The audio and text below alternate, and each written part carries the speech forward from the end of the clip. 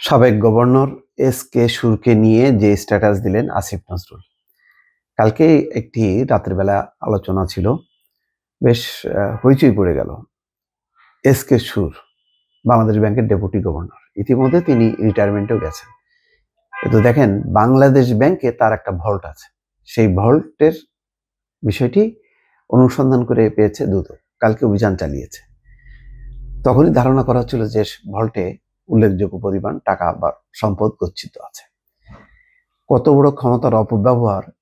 যে লোকটা বাংলাদেশ ব্যাংক থেকে বিদায় নিয়েছে, কিন্তু বাংলাদেশ ব্যাংকে তার ভল্ট আছে।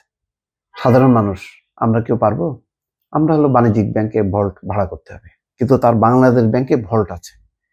মনে হচ্ছে যে বাংলাদেশ ব্যাংকে কার থাকে? সেটা তো রাষ্ট্রের থাকে। এটা বাংলাদেশ ব্যাংক, এটা কোনো ব্যক্তির না। কিন্তু এস.কে সুরের মতন লোকরা বাংলাদেশ ব্যাংকটা নিজেদের ব্যাংক বানায় ফেলছে।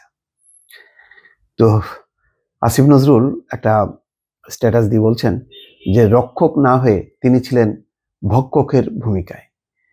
তিনি লিখছেন যে শুধু বাংলাদেশ ব্যাংকের লকারেই ব্যাংকটির সাবেক ডেপুটি গভর্নর এস.কে সুর চৌধুরী রাখা 55,000 ইউরো, 1,69,300 মার্কিন ডলার পাওয়া গেছে। পাশাপাশি 70 লাখ টাকার এফডিআর ও প্রায় 1,20,00,000 টাকা মূল্যের 1 কেজি সোনার অলংকারও সেখানে জব্দ করা হয়েছে।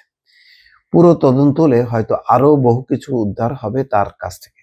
অভিযোগ রয়েছে রক্ষক না হয়ে তিনি ছিলেন ভক্ষকের ভূমিকায়। রোববার একজন নির্বাহী ম্যাজিস্ট্রেটের উপস্থিতিতে দুদক রাজধানীর মতিঝিলে কেন্দ্রীয় ব্যাংকে থাকা সুর চৌধুরীর লকারটি খোলে।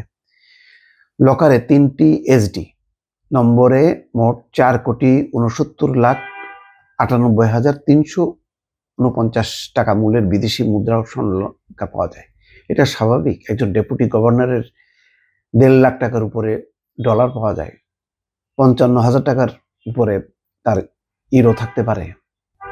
এর মধ্যে ইউরো 55,000, মার্কিন ডলার 1,69,000, এই সমস্ত পাওয়া গেছে 1 কেজি সোনা।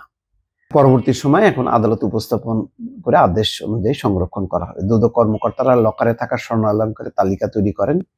তাতে কত রকমের লোক ব্রেসলেট, চামচ, কি সব আছে।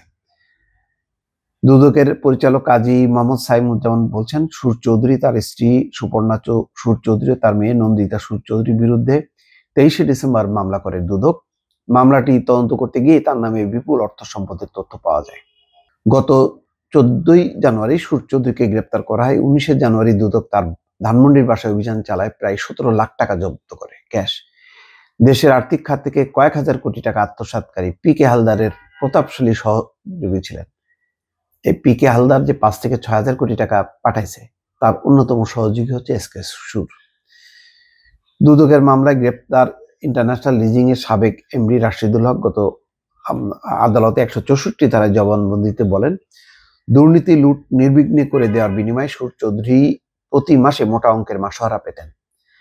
সময় সময় তাকে দেওয়া হতো বিপুল অঙ্কের টাকা এবং মূল্যবান সামগ্রী। দর্শক, এই হচ্ছে বাংলাদেশ ব্যাংকের বসে থেকে এই সুর চৌধুরী গভর্নর, এরা এই কাজ করতেন।